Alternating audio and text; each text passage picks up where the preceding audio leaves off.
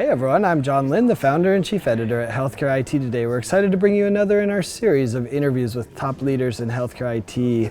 And today we have two wonderful guests. We have Sudhish Mowgli, he's the CTO at Healthcare Triangle, and Dr. Stephanie Lahr, CIO and CMIO at Monument Health. Welcome. Thank you. Great to be here. Yeah, so I'm excited to have a discussion today about, an interesting project you did to automate some of the challenging things that no one wants to do. But before we dive into that, tell us a little bit about yourself and Healthcare Triangle. Thanks, John. I'm Sudhish Mowgli. I'm the Chief Technology Officer, and Healthcare Triangle is a cloud and data solutions company. We are, we specialize in the healthcare and life sciences verticals, and we have a portfolio of platforms and solutions as well, which plays in the areas of cloud, data, and artificial intelligence and machine learning. Awesome. And Stephanie? Yeah. So again, also happy to be here and share our combined story. Sure. I am an internal medicine physician by background, but I am the CIO and CMIO at Monument Health. So we are a not-for-profit healthcare system based in Rapid City, South Dakota, and facing many of the same challenges as other organizations related to staffing and workflows and all those kinds of things. So excited about this conversation. Yeah, so tell me about that. What are some of the ongoing challenges that are posed by these paper and manual processes? Yeah, so in healthcare we have a lot of manual paper processes still, and one of those is faxes. I think we were all very hopeful as we entered into the era of, even through meaningful use. I think at one point there were questions about, we're going to get completely off of paper. Paperless. Yes. And I think we all suddenly realized it's probably a loftier goal than we really thought. And so here we are, we have a lot of really great electronic processes, but we still have a lot of faxes to manage. And so really it's a great opportunity for a healthcare organization to start into their journey on machine learning and AI and those kinds of things in this kind of a space, because it's low risk from the standpoint of it's not at the direct clinical care delivery line, and yet it really improves the workflow for so much of our staff. Our health information management staff is spending potentially hours a day sorting through faxes and other kinds of, fax-like documents that come in, and sorting and managing them. And so it was really a process that was ripe for automation. And so we partnered with Healthcare Triangle to take our experience on the workflow side and our knowledge of what we needed it to do and what systems it needed to integrate with, and their technology and machine learning and data management history and experience, and bring those two pieces together. So Sudhish, is that what you see with your other customers? I mean, that they all have this, overwhelming number of faxes, a lot of people doing manual labor that they don't really want to do. Is that what you hear? Yes, absolutely. And we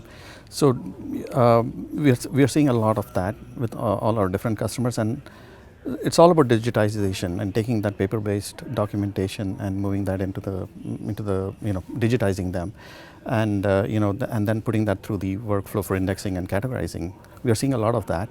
In fact, with the pandemic, it's actually becoming all the more accelerated, because with remote work, a lot of people are realizing that the paper-based documents don't help them much when people are not going into the office where the documents are stored. Yeah, that's so true. That is kind of accelerating this, and the advantage of digitizing, and a lot of customers are starting to see, and I'm sure Dr. Lahr is also starting to see this, is by digitizing those documents, now you can actually start to apply analytics to data that was in paper, and now by digitizing it, now they're able to do more with that, and also save on storage costs, as well as and continue to remain in compliance. Interesting. So more efficient, and the analytics behind it to understand where are we at. That's fascinating.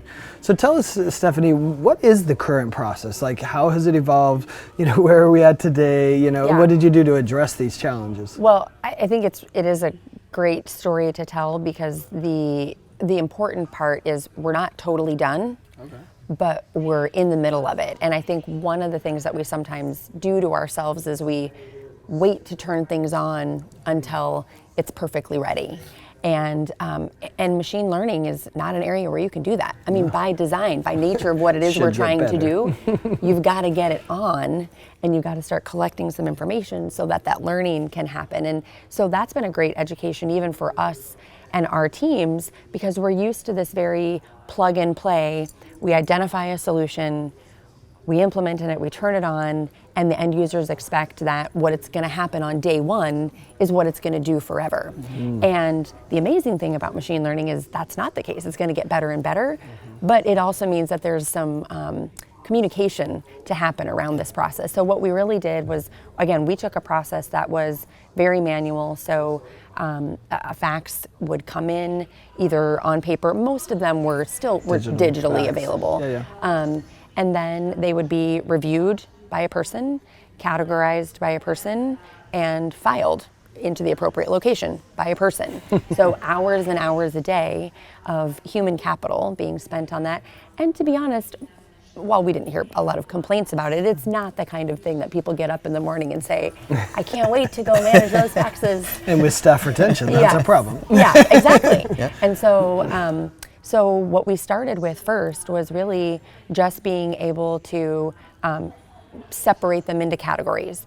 So the upload is still somewhat manual because we need the systems that we're uploading to and from, so in our case, OnBase and Epic, to be able to do that in an automated fashion. We're working toward that, and we're working into that phase now.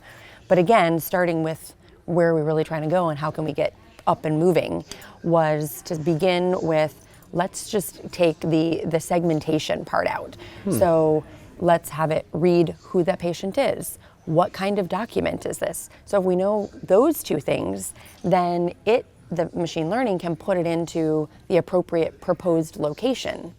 Then we still have a person going in and doing the quality review and saying, yep, that is an imaging document for this patient that needs to go here, or that is an H&P that needs to go here. But through that process, of course, the machine is learning. And so as we identify an H&P that's not appropriately in the right bucket, then the system is learning. Oh, we see this kind of variation and we need to cue that. So that's where we've been for the first several months, which honestly for our HIM team, even just having the initial buckets, because the majority of the intellectual energy that was necessary in order to do this work is that tedious part of identifying the patient, identifying the document. If all you have to do is review it and verify, yeah, absolutely, then that becomes a much less mentally taxing requirement. And so that's, again, kind of where we are now, moving into phase 2 so that we can do the upload part in a more automated fashion, with the ultimate goal, from my perspective, that we would eventually have nobody touching these. Now, those are conversations that are still internal. And there's some that quality questions. Management and that verification, and what is that percentage of accuracy that we need before everyone will feel comfortable saying, you don't need to look at this anymore, we'll just be responsive to inquiries on changes versus having to do it at the outset. We'll work through those things, but it's a great problem to have. Well, it just kind of reminds me that we try to compare AI and machine learning to perfection rather than to humans who are imperfect as well. I mean, you kind of pointed out that by automating the identification of the patient, you're kind of solving a patient safety issue too, because if they attach it to the wrong one, now there's almost like a double check, right? To see. And we historically, and that's one thing I think that's important in processes that you look at like this, is when you're looking at what does good look like, I sometimes have to remind the teams, like, well, how are we doing it now? Because I don't think we're amazing at the moment. And yet we set our sights on something that, again, perfection. Right. And it's like, we don't have perfection today. And it's not as fast. It's not. Yes. And so let's work toward that for sure. But it's one of those pieces that you have to remind people that it's not going to be perfect. In fact, it can't be, because it is a learning mechanism. Absolutely. Yeah. Anything you'd add to that as far as the benefits of this automation, and also, how good have we gotten, right? I mean, to her point, it matters that it's attached to the right patient. Otherwise, potential, HIPAA violations, et cetera. No, right? absolutely. And I mean, those are the challenges with any new technologies. Like you're not going to get it right the first time, but the beauty of it is that it keeps getting better and better. And as Dr. Lahr said it so well, I mean, it is don't make perfection the enemy of good, and you got to do it. And of course, there is that manual element to being able to verify what the machine is outputting, and of course, by doing that, the advantage is that you're actually teaching the machine. And so when you talk about are things getting better, absolutely they are. I mean, technology is accelerating really fast. The problem is we are not able to keep up, honestly speaking. Whether it's customers, partners like us, we are not able to keep up.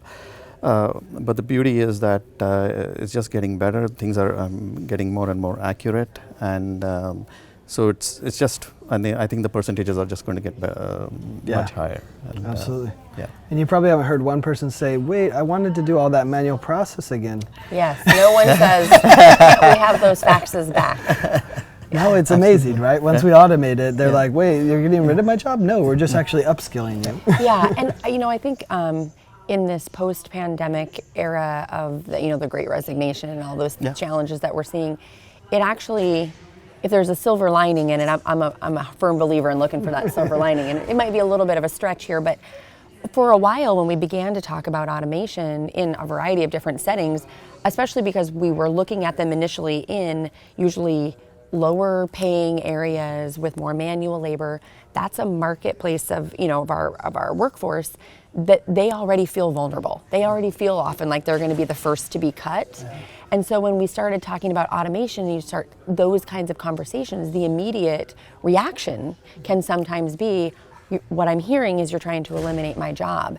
And so if is a silver lining in what we're seeing with the Great Resignation and the challenges that we're in right now, is that we're not hearing that conversation anymore, because the reality is there aren't enough people to do all of the work that needs to get done. So we have to manage the people that we have at all levels to do the highest level work that they possibly can, and then take those lower, more easy tasks that can be automated and do that. And again, nobody's afraid right now that they are going to lose their job. They're more looking at, how can I do the job of 3 people? Yeah, because there were 3 people doing it a month ago or 3 months ago. So that I think has been helpful a little bit, because it's changed the dialogue a little, and there's a little less hesitance and a little more trust in that all we're really trying to do is make your job better. We're not trying to eliminate anyone's role.